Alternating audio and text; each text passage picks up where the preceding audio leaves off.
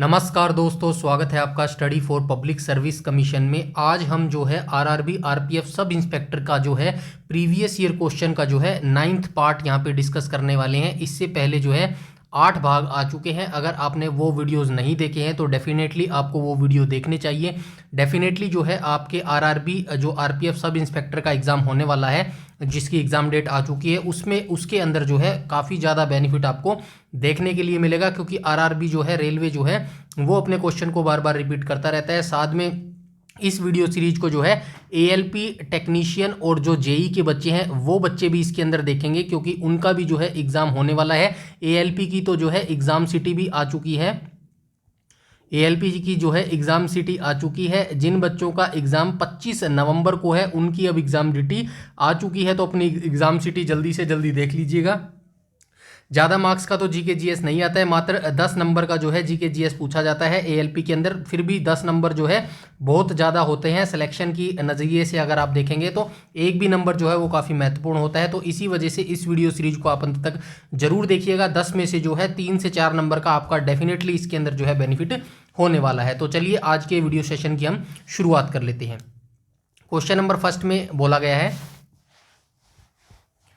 निम्नलिखित में से किस उपकरण द्वारा उच्च चुंबकीय क्षेत्र उत्पन्न करने के लिए उसमें सोलेनाइड यानी कि परिनालिका और टोराइड के संयोजन का उपयोग किया जाता है? तो निम्नलिखित ये जो 4 ऑप्शन दिए गए हैं, इनमें से किस उपकरण के द्वारा उच्च चुंबकीय क्षेत्र उत्पन्न करने के लिए उसमें सोलेनाइड और टोरोराइड का जो संयोजन है वो उपयोग किया जाता है? तो क्या किया जाता है? जनरेटर किया जाता है, सिंक्रोट्रॉन का किया जाता है, रेक्टिफायर किया जाता है, या फिर द्विध्रुव किया जाता है? क्वेश्चन नंबर फर्स्ट का जो है राइट ऑप्शन हो जाएगा ऑप्शन नंबर बी, यानी कि सिंक्रोट्रॉन जो है वो यूज किया जाता है। सिंक्रोट्रॉन उपकरण जो है उसके द्वारा उच्च चुंबकीय क्षेत्र उत्पन्न करने के लिए उसमें सोलेनाइड और टोराइड जो है उसका संयोजन का जो उपयोग है वो किया जाता है। चलते हैं नेक्स्ट क्वेश्चन पे।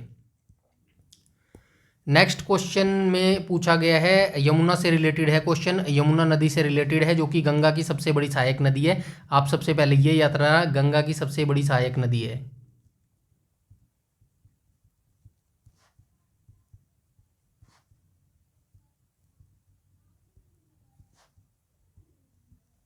गंगा की सबसे बड़ी जो है सहायक नदी हो जाएगी। और यमुना नदी गंगा में कहाँ मिलती है? तो गंगा में ये इलाहाबाद के अंदर मिलती है। और इलाहाबाद को वर्तमान में किस नाम से जाना जाता है? प्रयागराज के नाम से जो है इसे जाना जाता है। यमुना नदी का जो उद्गम है ये कहाँ से होता है? तो इसका उत्तराखंड के, यहाँ पे याद रख लेना, उद्गम उत्तराखंड के यमुनोत्री ग्लेशियर से होता है।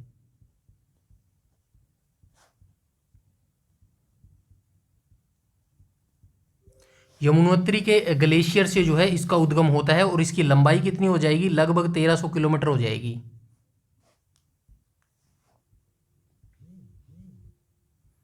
जो लंबाई है इसकी हो जाएगी लगभग 1376 किलोमीटर।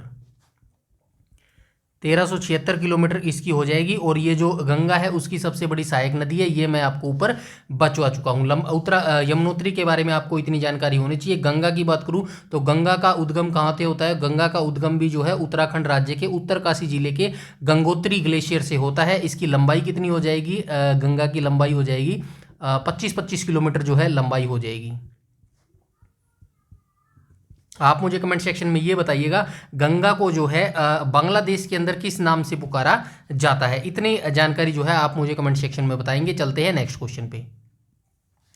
नेक्स्ट क्वेश्चन में पूछा गया, बिग बैंग सिद्धांत का प्रतिपादन किसने किया था? तो बिग बैंग का सिद्धांत किससे रिलेटेड है? ये क्वेश्चन जो है ज्योग्राफी से रिलेटेड है और हमारे धरातल से रिलेटेड है, यानी कि हमारी पृथ्वी का जो जन्म है वो कैसे हुआ उसके बारे में ये क्वेश्चन पूछा गया है। तो बिग बैंग का सिद्धांत जो है सबसे पहले किसके द्वारा दिया गया था? तो ये किसके द्वारा दिया गया था? थॉमस गोल्ड के द्वारा, जॉर्ज लेमेत्रे के द्वारा, या फिर जॉर्ज लेमेंटेनियर भी कहीं कहीं आपको ये नाम दिखेगा, हैरी हेस के द्वारा, या फिर एल्फ्रेड वेगनर के द्वारा। तो जो बिग बैंग का सिद्धांत है ये जॉर्ज लेमेत्रे या फिर जॉर्ज लेमेंटेयर के द्वारा दिया गया था। क्वेश्चन नंबर 3 का जो है राइट ऑप्शन हो जाएगा ऑप्शन नंबर बी, ब्रह्मांड की उत्पत्ति से ये रिलेटेड है। तो ये भी आप याद रखना, बिग बैंग सिद्धांत किससे रिलेटेड है? ब्रह्मांड की उत्पत्ति से ये रिलेटेड है, ठीक है, ब्रह्मांड की उत्पत्ति से ये रिलेटेड है। बिग बैंग सिद्धांत का जो दिया था ये जॉर्ज लेमेंटेयर ने दिया था। और इसको जो है बिग बैंग सिद्धांत को विस्तार ब्रह्मांड परिकल्पना भी जो है ये कहा जाता है कि जो ब्रह्मांड की उत्पत्ति है वो एक विशाल विस्फोट के साथ हुई थी। ये आपको जो है याद रखना है। चलते हैं नेक्स्ट क्वेश्चन पे।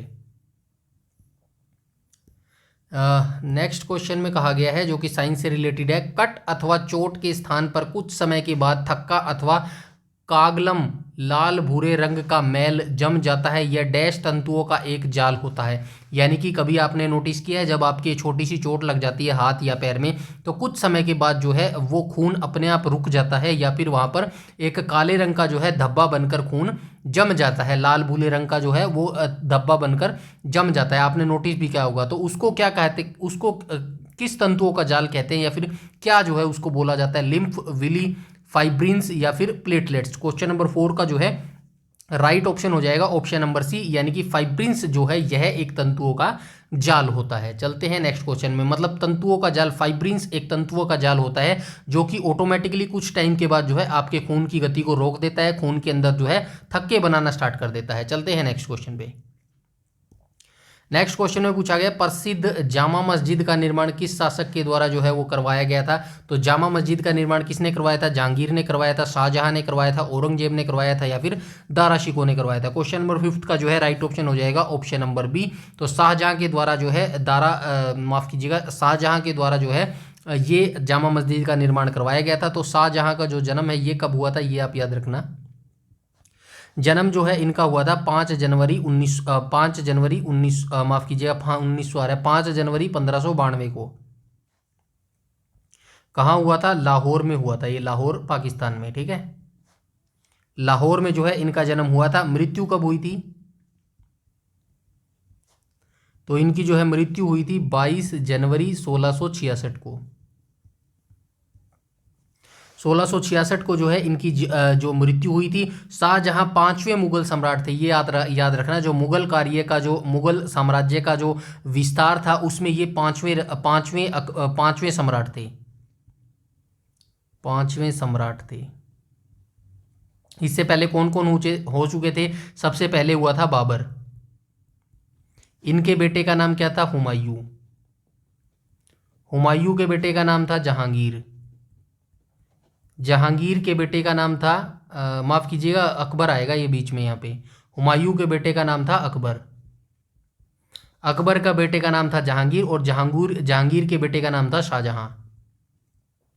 ठीक है, तो ऐसे आपको सीक्वेंस वाइज जो है ये आपको याद रखने हैं। उसके बाद थोड़ी सी जानकारी आप और याद रखना। शाहजहां का शासनकाल याद रखना कब से कब तक रहा था। शासनकाल जो था इनका रहा था 1628 से लेके 1658 तक जो है इनका शासनकाल रहा था। और 1658 में माफ़ कीजिएगा 1666 में जो है इनकी मृत्यु हो गई थी और 1658 तक जो है इनका शासनकाल रहा था। उसके बाद बचपन का नाम इनका क्या था?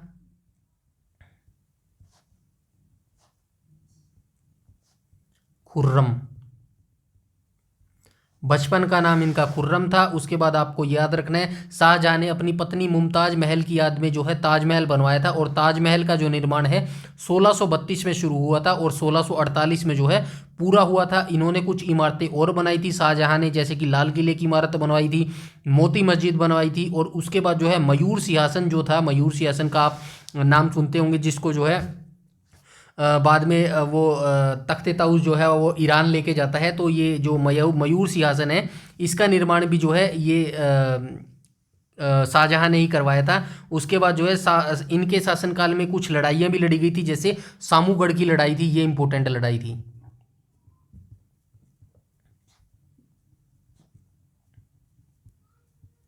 सामूगढ़ की लड़ाई आप जरूर याद रखना। ये कब लड़ी गई थी सामूगढ़ की लड़ाई? तो ये लड़ी गई थी 1658 के अंदर।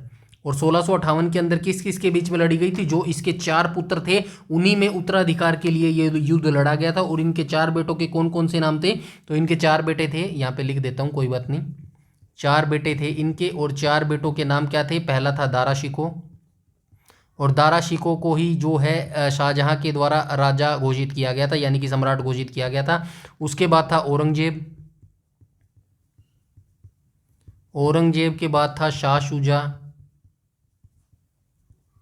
और एक था मुराद बख्श। तो ये 4 बेटे थे इसके।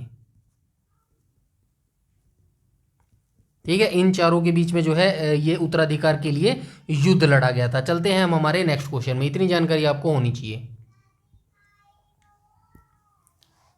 चलते हैं नेक्स्ट क्वेश्चन में, और इसमें पूछा गया बॉक्सिंग खेल का क्षेत्र कहलाता है। तो बॉक्सिंग जहां पे खेल खेला जाता है, यहाँ पे 4 रिंग आपने ऐसे ऐसे देखी होंगी,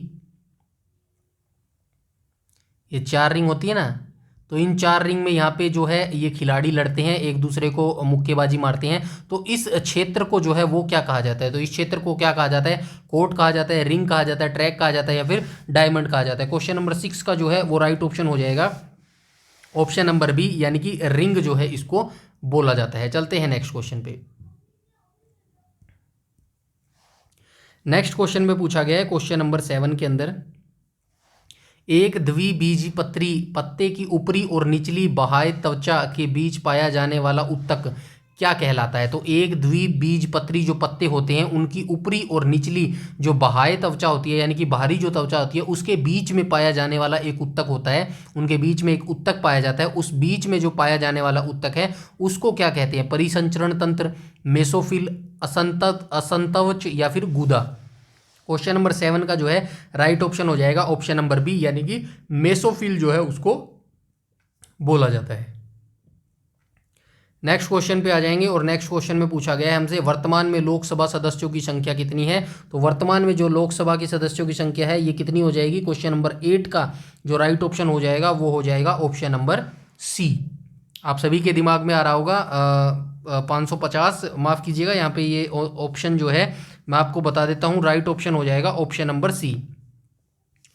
ऑप्शन नंबर सी इस क्वेश्चन के हिसाब से है, क्योंकि जब ये 2019 में क्वेश्चन पेपर पूछा गया था तब वर्तमान में जो है 545 ही थी, लेकिन अभी वर्तमान में जो है ये जो संख्या है वो कितनी हो गई है?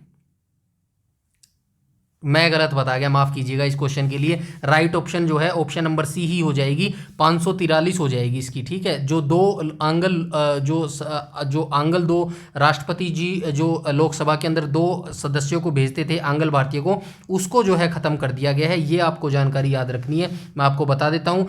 अब लोकसभा में सदस्यों की जो संख्या है वो 543 है, ये मिलाकर 545 है वैसे तो संख्या, बट अब 2 कम हो गई है, अब 543 आपको याद रखनी है, क्योंकि जो 2 आंगल भारतीयों को लोकसभा में राष्ट्रपति भेजा करते थे उसको अब खत्म कर दिया गया है। और किस अधिनियम के तहत जो है खत्म कर दिया गया है? जनवरी 2020 में ये काम किया था, ये 2019 का है, इसीलिए आपको यहाँ पे 545 मैंने आंसर बताया। लेकिन अभी वर्तमान 2024 की मैं आपको बात बता रहा हूँ। वर्तमान में अगर आपसे इन फ्यूचर कोई क्वेश्चन ये पूछा जाता है वर्तमान में लोकसभा सदस्यों की संख्या कितनी है, तो आप 543 ही बताएंगे यहाँ पे, क्योंकि जो आंगल भारतीय थे 2 उनको समाप्त कर दिया गया है जनवरी 2020 के अंदर। जनवरी 2020 के अंदर ऐसा किया गया था। किस अधिनियम के तहत किया गया था? तो ये भी आप याद रखना, 104वें संविधान संशोधन, 104वें संविधान संशोधन, 104वें संविधान संशोधन के तहत जो है अधिनियम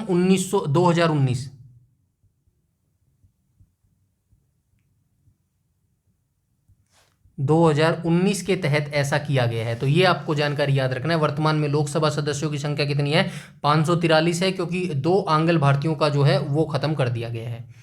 चलते हैं नेक्स्ट क्वेश्चन में। इसमें पूछा गया भारत का संविधान क्रियान्वित कब हुआ? तो 15 अगस्त 1947, 26 जनवरी 1950, 26 नवंबर 1949, या फिर 26 अगस्त 1949। तो क्वेश्चन नंबर 9 का जो है राइट ऑप्शन हो जाएगा ऑप्शन नंबर बी, यानी कि 26 जनवरी 1950 को जो है भारत का संविधान अपनाया गया था। और जो है ये भारत का जो संविधान था ये अपनाया कब गया था? तो अपनाया गया था 26 जनवरी 1949 को, और लागू कब किया गया था? 26 जनवरी 1950 को। मैं लिख देता हूँ, लागू हुआ और अपनाया। लागू हुआ था तो ये लागू हुआ था 26 नवंबर 1949, अपनाया गया 26 जनवरी 1950। ठीक है, चलते हैं नेक्स्ट क्वेश्चन पे। नेक्स्ट में कहा गया है धारा घनत्व का एसआई मात्रक क्या है। एसआई यूनिट यहाँ पे जो है वो पूछी गई है। किसकी पूछी गई है? धारा घनत्व की पूछी गई है। तो ये क्या हो जाएगा? क्वेश्चन नंबर 10 का राइट ऑप्शन हो जाएगा ऑप्शन नंबर सी। ये आप देख लेना भाई, ये एसआई फॉर्मूला साइंस के कैसे कैसे क्या कुछ होएगा। नेक्स्ट क्वेश्चन को देख लेते हैं। हरित क्रांति का जो जनक है वो किसे कहा जाता है? ऑब्वियसली स्वामीनाथन को बोला जाता है। हरित क्रांति का जो जनक है वो एमएस स्वामीनाथन को बोला जाता है। इसके बारे में आप थोड़ा सा ये जानकारी याद रखना, हरित क्रांति की शुरुआत कब हुई थी?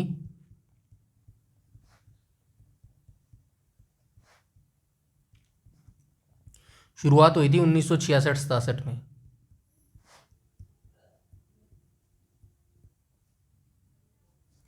उन्नीस सौ छियासठ सतासठ में जो है इसकी शुरुआत हुई थी। हरित क्रांति के दौरान भारत के प्रधानमंत्री कौन थे? तो ये लाल बहादुर शास्त्री थे।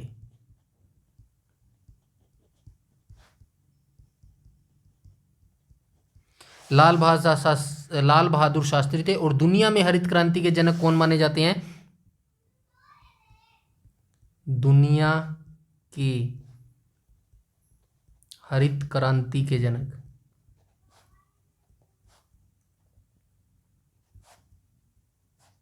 Norman Borlaug. ठीक है, ये आप याद रखना। श्वेत क्रांति का जनक किसको माना जाता है? डॉक्टर वर्गीज कुरियन। तो ठीक है, इनको माना जाता है। इतनी जानकारी आपको होनी चाहिए। चलते हैं नेक्स्ट क्वेश्चन पे। नेक्स्ट क्वेश्चन में पूछा गया चेन्नई के समुद्री बंदरगाह की भीड़ को कम करने के लिए किस बंदरगाह का जो है निर्माण किया गया है। तो चेन्नई का समुद्री बंदरगाह पे जो है, चेन्नई के जो बंदरगाह है उसके ऊपर भीड़ बहुत ज़्यादा हो जाती है, मतलब आवागमन और जो आवाजाही है वो काफ़ी बढ़ जाती है। उस भीड़ को कम करने के लिए एक बंदरगाह का निर्माण किया गया था। तो किस बंदरगाह का निर्माण किया गया था? एन्नोर, तूतीकोरन, कुडुलोर या फिर पुदुचेरी। राइट ऑप्शन हो जाएगा ऑप्शन नंबर ए, यानी कि एन्नोर बंदरगाह का जो है ये निर्माण किया गया था। और एन्नोर का बंदरगाह कहाँ पर है? ये तमिलनाडु राज्य में है।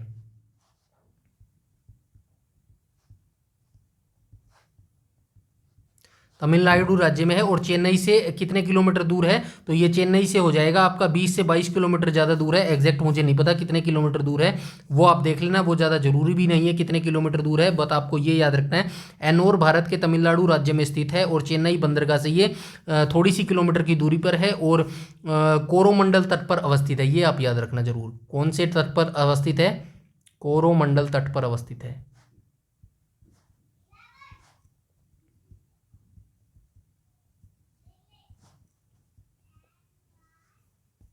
चलते हैं नेक्स्ट क्वेश्चन पे। क्वेश्चन नंबर 13 में कहा गया है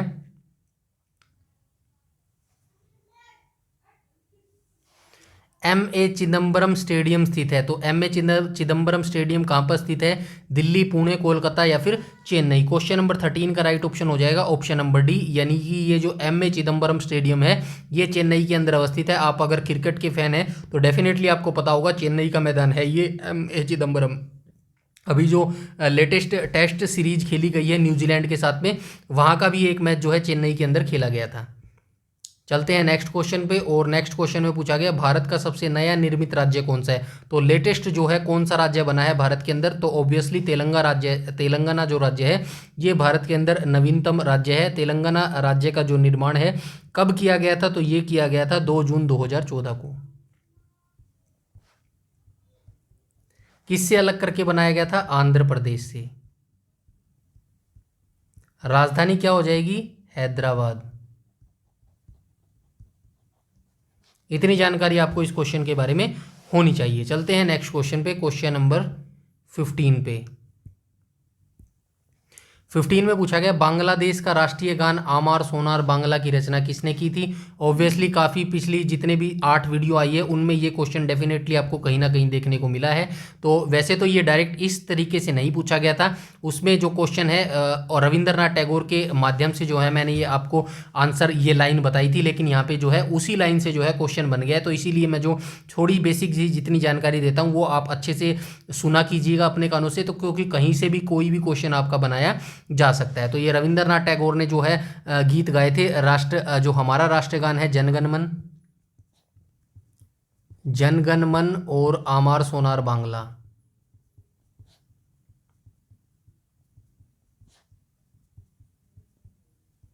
ठीक है, तो ये हो जाएगा बांग्लादेश का राष्ट्रीय गान किसने गाया, तो रविंद्रनाथ टैगोर ने गाया। जनगण मन जो भारत का राष्ट्रीय गान है ये भी जो है रविंद्रनाथ टैगोर ने गाया था।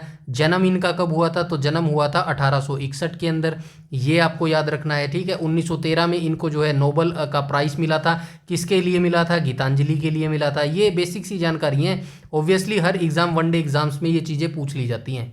चलते हैं नेक्स्ट क्वेश्चन पे। नेक्स्ट क्वेश्चन में पूछा गया है राष्ट्रीय योजनाओं के क्षेत्र में आधिकारिक प्रयोग निहित है। तो राष्ट्रीय योजनाओं के क्षेत्र में जो आधिकारिक प्रयोग है वो निहित है, क्या हो जाएगा, इंग्लैंड की क्रांति, कनाडा की क्रांति, रूस की बोल्शेविक क्रांति या फिर फ्रांसीसी क्रांति। राइट ऑप्शन हो जाएगा ऑप्शन नंबर डी, यानी कि माफ कीजिएगा ऑप्शन नंबर डी लगा दिया, सी आएगा। रूस की बोल्शेविक क्रांति जो है राष्ट्रीय योजनाओं के क्षेत्र में आधिकारिक प्रयोग निहित है। क्वेश्चन नंबर 16 का जो है राइट ऑप्शन हो जाएगा ऑप्शन नंबर सी।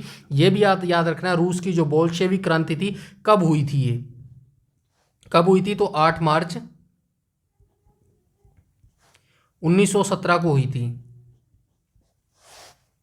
1917 को हुई थी। और इस क्रांति का नारा क्या था, नारा जरूर याद रखना आप। जो रूस की बोल्शेविक क्रांति थी इसका नारा क्या था, नारा था शांति भूमि और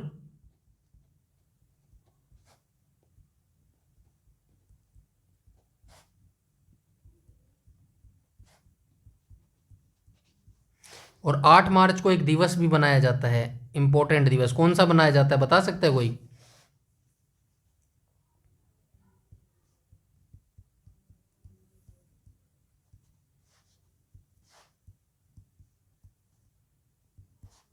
ये भी आप याद रखना, 8 मार्च को बनाया जाता है अंतर्राष्ट्रीय महिला दिवस। चलते हैं नेक्स्ट क्वेश्चन पे।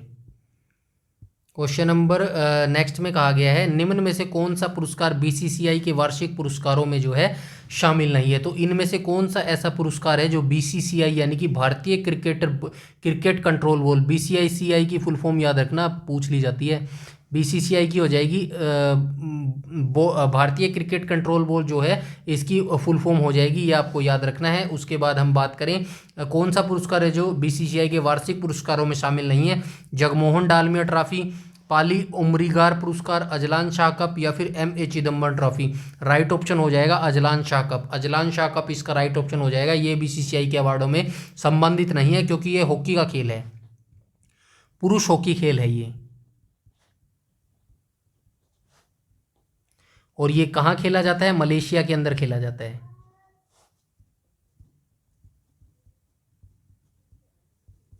ठीक है, इतनी जानकारी आपको इस क्वेश्चन के बारे में होनी चाहिए। मलेशिया के ये एक खेल है, टूर्नामेंट है। इसकी शुरुआत कब हुई थी, चलो ये भी आप याद रखना, 1983 में जो है इसकी शुरुआत हुई थी। चलते हैं नेक्स्ट क्वेश्चन पे। नेक्स्ट क्वेश्चन में कहा गया निम्न में से कौन सा शहर चालुक्यों की राजधानी था। तो चालुक्यों की 2 राजधानी थी, पहला तो आपको यहीं पे देखने को मिल जाएगा बादामी था, और दूसरी क्या था, पहली राजधानी कौन सी थी मैं बता देता हूँ।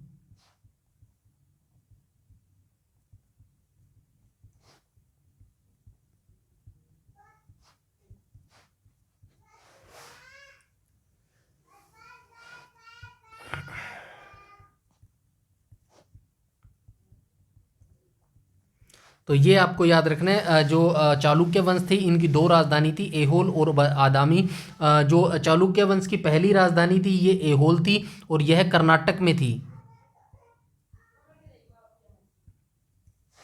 और जो दूसरी राजधानी थी चालुक्य वंश की दूसरी राजधानी, इसे वातापी भी कहा जाता था। ठीक है, तो इतनी जानकारी आपको रखनी है याद, बादामी को जो है वातापी भी कहा जाता था।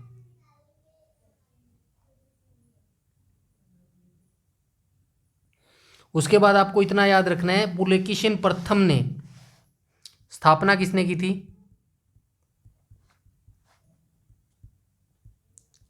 पुलकेशिन प्रथम ने। पुलकेशिन प्रथम ने की थी, कब की थी? 543 ईसा पूर्व, 543 ईस्वी में जो है इसकी स्थापना की थी। चलते हैं नेक्स्ट क्वेश्चन पे। क्वेश्चन नंबर 19 में कहा गया लोकसभा के सदस्यों का कार्यकाल कितने वर्ष का होता है? तो ये 5 वर्ष का होता है। राज्यसभा के सदस्यों का बताइए काल।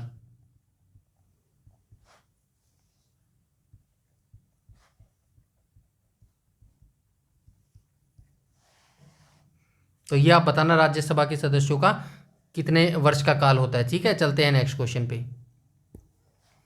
नेक्स्ट में पूछा गया है दिल्ली किस प्रकार का राज्य है? तो दिल्ली किस प्रकार का राज्य है? राष्ट्रीय राजधानी क्षेत्र और केंद्र शासित प्रदेश, राज्य, राजधानी क्षेत्र या फिर राष्ट्रीय क्षेत्र। राइट ऑप्शन हो जाएगा option number A question number 20 का। तो दिल्ली किस प्रकार का राज्य है? दिल्ली एक राष्ट्रीय राजधानी क्षेत्र और केंद्र शासित प्रदेश है। इसके बारे में आप ये याद रखना, दिल्ली को केंद्र शासित प्रदेश से राष्ट्रीय राजधानी क्षेत्र बनाने के लिए भारतीय संविधान की 69वां संशोधन किया गया था।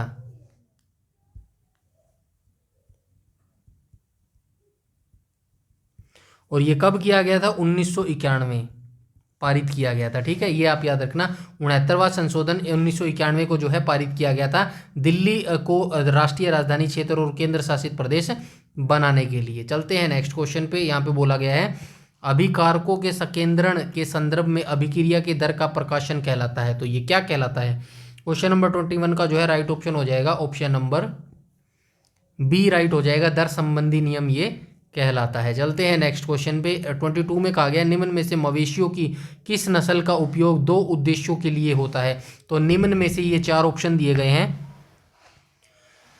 देओनी, साहिवाल, गिर या फिर ओंगोल। इनमें से कौन सी ऐसी नस्ल है जिसका उपयोग 2 उद्देश्यों के लिए होता है? तो कौन सी नस्ल हो जाएगी? क्वेश्चन नंबर 22 का राइट ऑप्शन हो जाएगा ऑप्शन नंबर डी, यानी कि ओंगोले जो मवेशी हैं इनकी नस्ल का उपयोग 2 उद्देश्यों के लिए किया जाता है।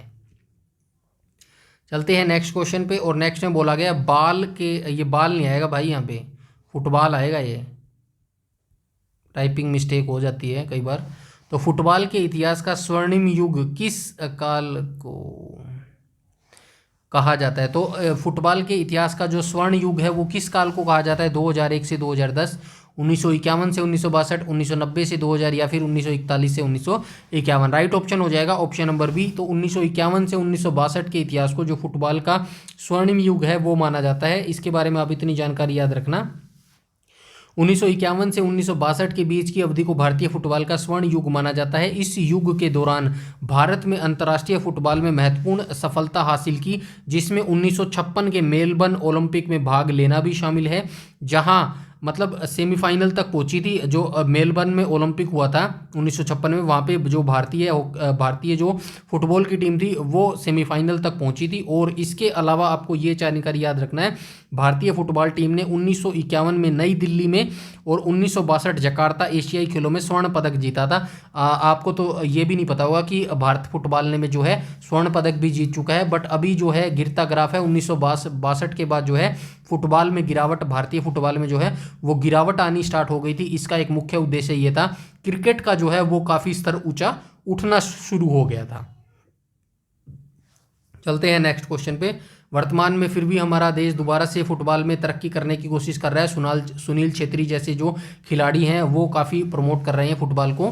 तो चलते हैं नेक्स्ट क्वेश्चन पे। और नेक्स्ट क्वेश्चन में बोला गया है किस भारतीय राज्य में सूती वस्त्र मिलों की संख्या सबसे अधिक है? तो सूती वस्त्र मिलों की जो संख्या है सबसे अधिक कौन से राष्ट्र में है, कौन से राज्य में है? तो ये हो जाएगा महाराष्ट्र। क्वेश्चन नंबर 24 का जो है राइट ऑप्शन हो जाएगा ऑप्शन नंबर सी, यानी कि महाराष्ट्र, यानी कि जो महाराष्ट्र राज्य है वहाँ पर जो भारतीय राज्य है महाराष्ट्र, वहाँ पर सूती वस्त्र मिलों की संख्या सर्वाधिक है। उसके बाद एक लाइन और आपको याद रखनी है, वो क्या याद रखनी है? भारत में पहली सफल, ये पहली सफल बता रहा हूँ मैं आपको, ये वर्ड याद रखना, पहली सफल सूती मिल। तो भारत में जो पहली सफल सूती मिल थी, इसकी स्थापना कब हुई थी? तो 7 जुलाई 1854 को।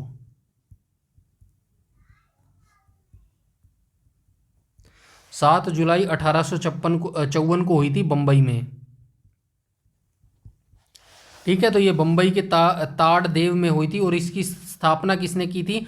कवास जी नाना भाई ने डावर ने जो है इसकी स्थापना की थी। चलते हैं नेक्स्ट क्वेश्चन पे। नेक्स्ट में कहा गया प्रसिद्ध कढ़ाई की कला गोटा का संबंध किस राज्य से है? ये एक कढ़ाई की कला है जिसका नाम गोटा है और गोटा का संबंध किससे हो जाएगा? तो राजस्थान।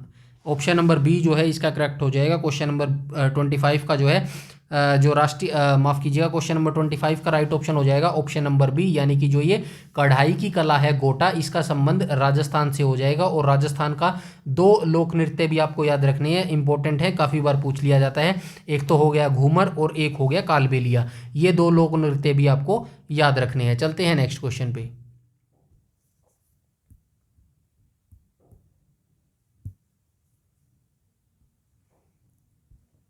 नेक्स्ट क्वेश्चन में कहा गया है दिल्ली के किस सुल्तान ने टका और जीतल सिक्कों को प्रचलित किया? तो दिल्ली के किस सुल्तान ने जो है टका और जीतल सिक्कों को जो है प्रचलित किया था? बलबन ने, अलाउद्दीन खिलजी ने, मोहम्मद बिन तुगलक ने, या फिर इल्तुतमिश ने? तो राइट ऑप्शन हो जाएगा option number B, option number D, यानी कि जो जीतल और टका की जो मुद्राएं थी, जो सिक्के थे, उनको प्रारंभ किया था इल्तुतमिश के द्वारा। और इल्तुतमिश के बारे में आपको ये याद रखनी है, इल्तुतमिश को क्या कहा जाता था? गुलामों का गुलाम कहा जाता था। इल्तुतमिश के बारे में मैं थोड़ी सी जानकारी बता दूं, इनका जो जन्म है वो 1192 में हुआ था और इनका जो निधन है वो 1236 में हुआ था। इल्तुतमिश दिल्ली सल्तनत के संस्थापक माने जाते हैं और इन्हें गुलाम का गुलाम भी कहा जाता है। उसके बाद आपको याद रखना है इल्तुतमिश ने लाहौर की जगह दिल्ली को अपनी राजधानी बनाया था। इतनी जानकारी आपको इसके बारे में होनी चाहिए। इल्तुतमिश ने जो है जो अपना उत्तराधिकारी है वो किसे बनाया था? तो इन्होंने अपनी बेटी को बनाया था जिसका नाम था रजिया सुल्तान। और रजिया सुल्तान ने कब तक शासन किया? 1236 से लेकर 1240 तक जो है रजिया सुल्तान ने जो है शासन किया था। और रजिया सुल्तान की मृत्यु कहाँ पर हुई थी? हरियाणा के कैथल में जो है इनकी मृत्यु हो गई थी, जहाँ पर हरियाणा के कैथल में ही जो ये रजिया सुल्तान थी इनका मकबरा बनाया गया था। और ये जो है इल्तुतमिश है ये कुतुबुद्दीन ऐबक के जो हैं गुलाम थे और माफ़ कीजिएगा कुतुबुद्दीन ऐबक के ही सेनापति थे। और कुतुबुद्दीन ऐबक की मृत्यु कब हुई थी? 1210 में हुई थी। कब, कैसे हुई थी? चौगान खेलते समय जो है ये घोड़े से गिरकर मर गए थे। तो इतनी जानकारी आपको इनके बारे में होनी चाहिए। चलते हैं नेक्स्ट क्वेश्चन पे।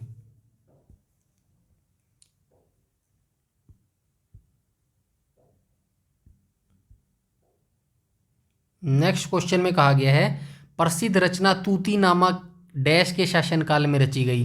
तो ये एक रचना है तूतीनामा, तो ये किस काल में रची गई थी? बाबर, अकबर, औरंगजेब या फिर हुमायूं?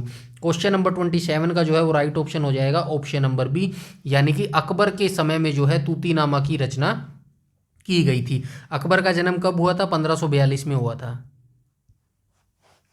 कहाँ पे हुआ था? तो ये हुआ था ये अकबर थे इनका जन्म हुआ था अमरकोट पाकिस्तान में जो है इनका जन्म हुआ था। मृत्यु कब हुई थी? 1605 में इनकी मृत्यु हो गई थी। ठीक है, इतना आपको याद रखना है अकबर के बारे में।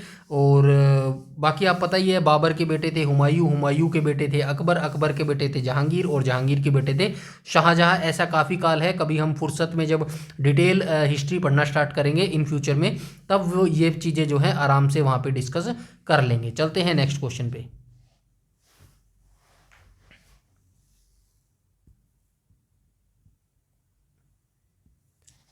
नेक्स्ट क्वेश्चन में पूछा गया किसी वस्तु की गतिज ऊर्जा में परिवर्तन वस्तु पर किए गए कुल बल के बराबर होता है। ये बल आएगा यहाँ पे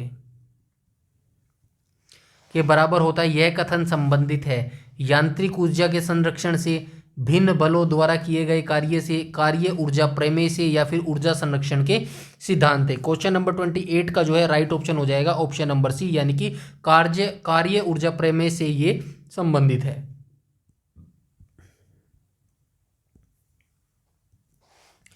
क्वेश्चन नंबर 29 में बोला गया भारतीय संसद के दोनों सदनों में से स्पीकर द्वारा किस सदन की अध्यक्षता की जाती है? किस सदन की जो है अध्यक्षता की जाती है? भारतीय संसद के दोनों सदनों में से स्पीकर द्वारा किस सदन की जो है अध्यक्षता की जाती है? ये हो जाएगा right option option number A, Lok Sabha की जो है सदन की अध्यक्षता की जाती है। आप सभी जानते हैं भारत के अंदर 2 सदन है, राज्यसभा और लोकसभा।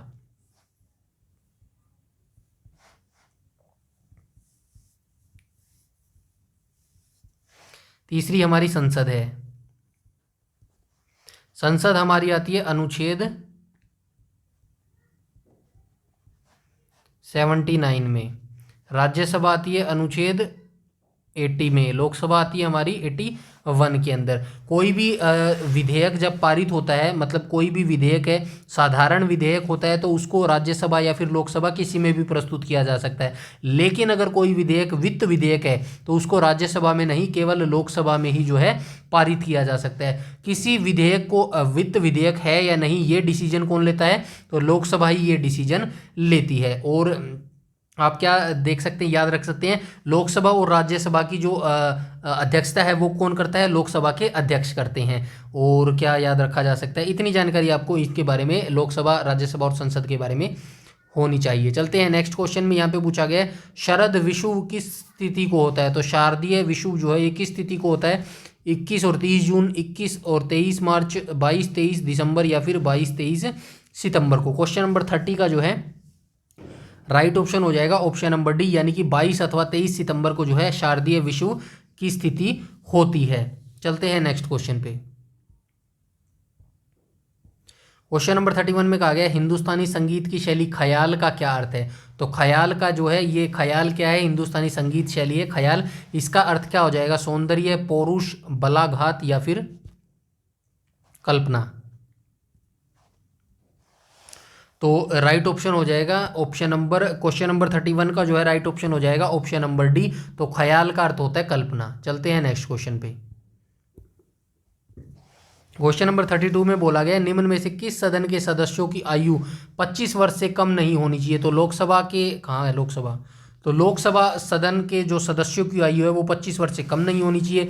राज्यसभा की 30 वर्ष से कम नहीं होनी चाहिए। ठीक है,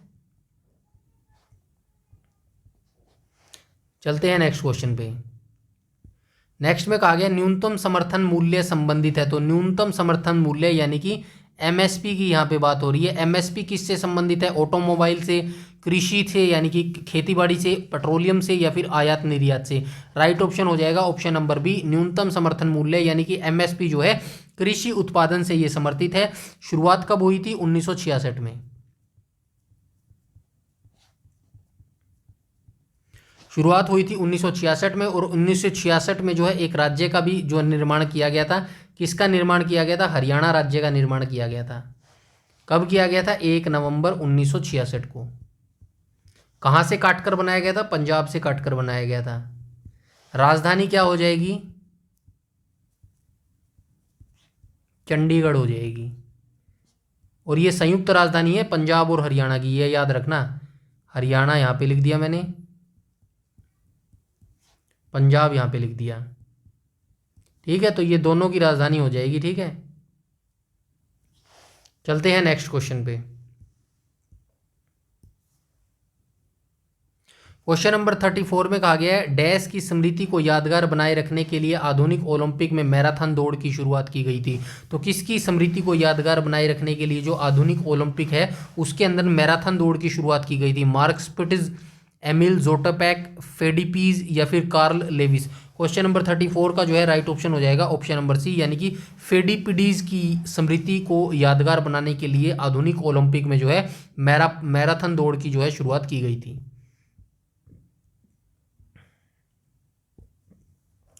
राज्यसभा सदस्यों की अधिकतम संख्या कितनी होती है? तो राज्यसभा की अधिकतम संख्या क्वेश्चन नंबर 35 का जो है राइट ऑप्शन हो जाएगा ऑप्शन नंबर सी। तो ये हो जाएगा 250। 250 जो है अधिकतम संख्या होती है। राज्यसभा संविधान के अनुच्छेद 80 के अंतर्गत आता है। लोकसभा जो है ये 81 के अंतर्गत आता है अनुच्छेद में। राज्यसभा को भंग नहीं किया जा सकता। हर 2 साल में जो है राज्यसभा के 1/3 सदस्य जो है रिटायर हो जाते हैं और उनकी जगह नए सदस्यों को चुन लिया जाता है। और राज्यसभा के सदस्य जो है 6 साल तक के लिए चुने जाते हैं। आई होप आपको जो है सारी जानकारी मिल गई होगी। मैं लिख नहीं रहा क्योंकि लिखने में थोड़ा टाइम लग जाता है, इसीलिए मैं थोड़ा आगे चल रहा हूँ। चलते हैं नेक्स्ट क्वेश्चन पे। निम्न में से कौन सा एक गैसीय ग्रह, तो गैस वाला ग्रह कौन सा है? मंगल, प्लूटो। प्लूटो तो ग्रह ही नहीं है सच बताऊं तो, इसको तो वैसे ही काट दो।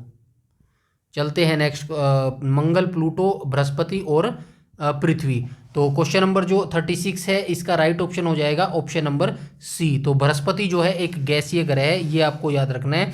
और वर्तमान में हमारे सौरमंडल में 8 ग्रह है, आप सभी जानते हैं, जैसे कि बुध हो गया, शुक्र हो गया, मंगल हो गया, पृथ्वी हो गया, नेपच्यून हो गया, और ये सारे ग्रह हैं। आगे चलते हैं। पृथ्वी के सबसे नज़दीक जो है वो हो जाएगा बुध, और सबसे दूर हो जाएगा नेपच्यून। चलते हैं नेक्स्ट क्वेश्चन पे। और नेक्स्ट में बोला गया है मानव विकास सूचकांक स्वास्थ्य घटक मापा जाता है। तो मानव विकास जो सूचकांक है HDI जो है, ह्यूमन डेवलपमेंट इंडेक्स HDI, ये किस घटक को मापता है? बीमारियों की अनुपस्थिति, मातृ मृत्यु दर, शिशु मृत्यु दर, या फिर जन्म के समय जीवन प्रत्याशा को मापता है। क्वेश्चन नंबर 37 का जो है ये राइट ऑप्शन हो जाएगा ऑप्शन नंबर डी, यानी कि जन्म के समय जीवन प्रत्याशा घटक को जो है वो मापा जाता है। और ये HDI की शुरुआत कब हुई थी? तो ये HDI की जो शुरुआत है ये 1990 में हुई थी। किसने की थी? महबूब उल हक ने की थी।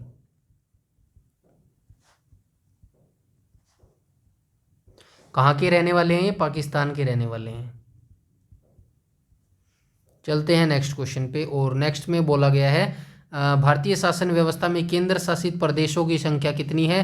राइट ऑप्शन हो जाएगा ऑप्शन नंबर 8। तो 8 राज्य है केंद्र शासित प्रदेश, यानी कि यूनियन टेरेटरी जो है वो 8 हैं वर्तमान में। कौन कौन से हैं आइए देख लेते हैं एक बार। 28 राज्य तो बताए नहीं जाएंगे, काफ़ी लंबा हो जाएगा। वर्तमान में जो भारत में 28 राज्य हैं और 8 केंद्र शासित प्रदेश हैं। केंद्र शासित प्रदेशों को देख लेते हैं एक बार आइए। तो ये हो जाएगा अंडमान निकोबार, मैं शॉर्ट फॉर्म में लिखूंगा, बाकी आप समझ जाना। अंडमान निकोबार, दिल्ली, दिल्ली के बाद कौन सा है? दिल्ली के बाद हो जाएगा चंडीगढ़, चंडीगढ़ के बाद हो जाएगा दादरा और नगर हवेली,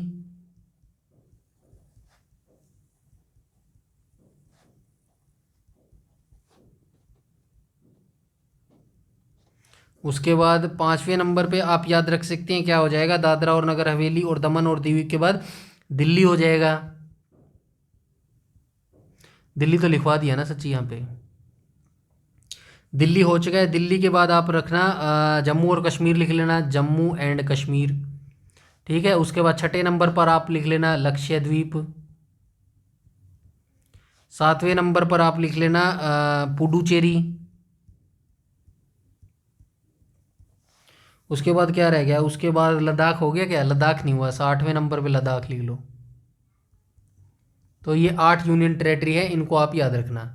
नेक्स्ट क्वेश्चन में पूछा गया है निम्न विकल्पों में से दिया गया कौन सा युग्म गलत सम्मिलित है? तो नीचे 4 जो है दिए गए हैं ऑप्शन, इनमें से कौन सा गलत है ये बताना है।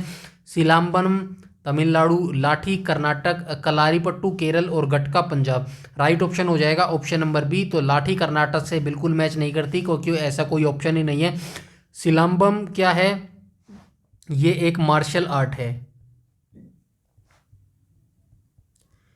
जो कि तमिलनाडु राज्य से संबंध रखती है। कलारीपट्टू केरल में जन्म हुआ, ये भी एक मार्शल आर्ट है।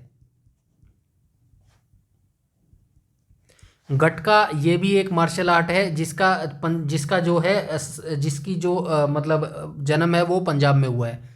चलते हैं नेक्स्ट क्वेश्चन पे।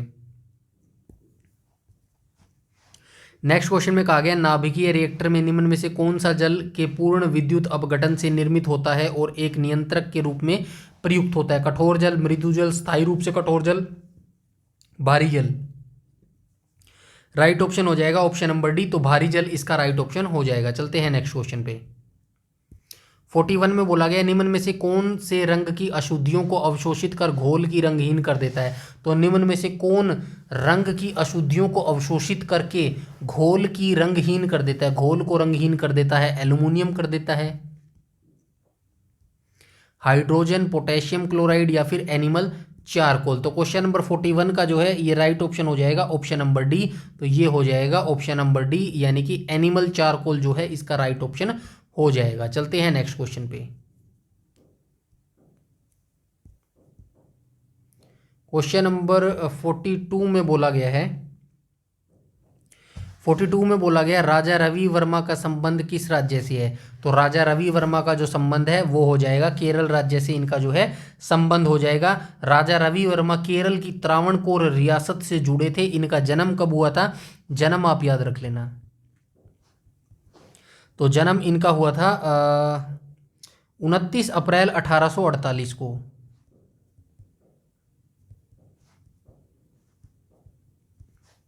मृत्यु कब हुई थी, तो मृत्यु हुई थी इनकी 2 अक्टूबर 1906। 2 अक्टूबर 1906 को जो है इनकी मृत्यु हो गई थी। और क्या याद रख सकते हैं, इन्हें father of modern Indian art के नाम से भी जाना जा सकता है। ये लाइन इंपॉर्टेंट है, ये याद रखना। जो राजा रवि वर्मा है इनको किस नाम से जाना जाता है, इनको जाना जाता है father of modern Indian art के नाम से जाना जाता है। किसको जाना जाता है, राजा रवि वर्मा को जाना जाता है। चलते हैं नेक्स्ट क्वेश्चन में। इसमें बोला गया क्वेश्चन नंबर 43 में, पृथ्वी की सबसे बाहरी परत को क्या कहलाती है, पृथ्वी की जो सबसे बाहरी परत है वो क्या कहलाती है, तो वो कहलाती है भूपर्पट्टी। राइट ऑप्शन हो जाएगा ऑप्शन नंबर ए। चलते हैं नेक्स्ट क्वेश्चन पे। नेक्स्ट क्वेश्चन में पूछा गया है पौधों में अंडाशय के भीतर अंडाणुओं की व्यवस्था को क्या कहा जाता है, तो पौधे में जो अंडाशय के भीतर अंडाणु होते हैं उनकी व्यवस्था को क्या कहा जाता है। क्वेश्चन नंबर 44 का जो है ये राइट ऑप्शन हो जाएगा ऑप्शन नंबर बी, अपरान्यास जो है ये इसको बोला जाता है। चलते हैं नेक्स्ट क्वेश्चन में। WTO वर्ल्ड ट्रेड ऑर्गेनाइजेशन की यहाँ पे बात हो रही है, विश्व व्यापार संगठन की बात हो रही है, के अनुसार वस्तु एवं सेवाओं, पूंजी एवं श्रम शक्ति का देश की सीमाओं के पार अप्रतिबंधित आवाजाही के द्वारा पूरे विश्व में अर्थव्यवस्था की गति कहलाती है। तो क्या कहलाती है, वैश्वीकरण, आधुनिकरण, निजीकरण या फिर उदारीकरण। क्वेश्चन नंबर 45 का राइट ऑप्शन हो जाएगा ऑप्शन नंबर ए, तो ये वैश्वीकरण कहलाती है। WTO की स्थापना याद रखना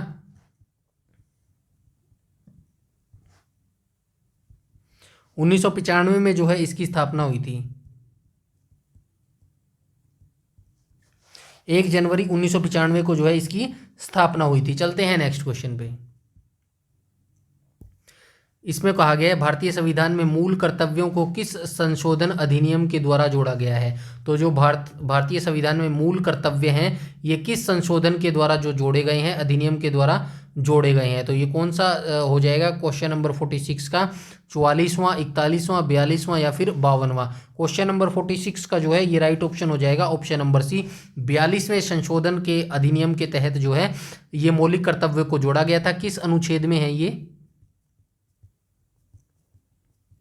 अनुच्छेद हो जाएगा 51A यानी कि 51 के 51 के अंदर हो जाएंगे। मूल कर्तव्य कितने थे, 10 मूल कर्तव्य थे, बट वर्तमान में जो है ये 11 मूल कर्तव्य हैं। एक को जोड़ा गया था, 11वें को जो है ये जोड़ा गया था। कब जोड़ा गया था और किस अधिनियम के तहत जो इसको जोड़ा गया था, 86वें संशोधन अधिनियम, 86वें संशोधन अधिनियम 2002 के द्वारा जो है इसको जोड़ा गया था। ठीक है, 11वें मूल कर्तव्य को जोड़ा गया था, 51 के अंदर है। और जो DPSP हैं भारत के, DPSP जिसको बोला जाता है राज्य के नीति निदेशक सिद्धांत, ये 36 से लेके 51 के बीच में है। अनुच्छेद 36 से लेके 51 के बीच में हमारे DPSP मौजूद है। चलते हैं नेक्स्ट क्वेश्चन पे। चलते हैं नेक्स्ट क्वेश्चन पे। क्वेश्चन नंबर 47 आ चुका है। 47 में करते हैं, FCI समय समय पर खुले बाजार में पूर्व निर्धारित कीमतों पर गेहूं की बिक्री का कार्य कर रहा है, यह क्या कहलाता है। जो FCI है भारत का फूड कॉरपोरेशन ऑफ इंडिया है, ये समय समय पर खुले बाजार में पूर्व निर्धारित कीमतों पर जो है गेहूं की बिक्री का कार्य कर रहा है, यह क्या कहलाता है। तो गेहूं का न्यूनतम विक्रय मूल्य, गेहूं का बिक्री कार्यक्रम, ऑनलाइन गेहूं बिक्री या फिर खुली बाजार बिक्री योजना। क्वेश्चन नंबर 47 का जो है राइट ऑप्शन हो जाएगा ऑप्शन नंबर डी, तो ये कहलाता है खुली बाजार बिक्री योजना। चलते हैं नेक्स्ट क्वेश्चन पे। नेक्स्ट में कहा गया है भारत में कच्चे सिल्क का सबसे बड़ा उत्पादक राज्य कौन सा है, हरियाणा, पंजाब, कर्नाटक या फिर केरल। क्वेश्चन नंबर 48 का जो है राइट ऑप्शन हो जाएगा ऑप्शन नंबर सी, तो भारत में कच्चे सिल्क का जो सबसे बड़ा उत्पादक है वो हो जाएगा कर्नाटक। तुगलकाबाद शहर की स्थापना किसने की थी? ऑब्वियसली गयासुद्दीन तुगलक ने जो है इसकी स्थापना की थी। वो 49 का राइट ऑप्शन हो जाएगा ऑप्शन नंबर बी। दिल्ली के तुगलकाबाद शहर की स्थापना जो है तुगलक वंश के संस्थापक गयासुद्दीन तुगलक ने की थी। कब की थी? 1321 में की थी। तो 1321 में जो है तुगलकाबाद शहर की स्थापना की थी। किसने की थी? गयासुद्दीन तुगलक ने की थी। और तुगलकाबाद जो वंश था, तुगलक जो वंश था, उसकी स्थापना भी जो है गयासुद्दीन तुगलक ने की थी। इतनी जानकारी आपको होनी चाहिए। चलते हैं नेक्स्ट क्वेश्चन पे। तो आज का लास्ट क्वेश्चन देख लेते हैं, 50 नंबर क्वेश्चन। 3 जून 1947 योजना की उद्घोषणा किस गवर्नर जनरल ने की थी? तो ये किसने की थी? लॉर्ड इरविन, माउंटबेटन, वेवेल या फिर लॉर्ड लिनलिथगो। राइट ऑप्शन हो जाएगा option number B. Lord Mountbatten को जो है 3 जून 1947 योजना की उद्घोषणा की थी। इस क्वेश्चन के बारे में थोड़ी सी जानकारी आप याद रखना।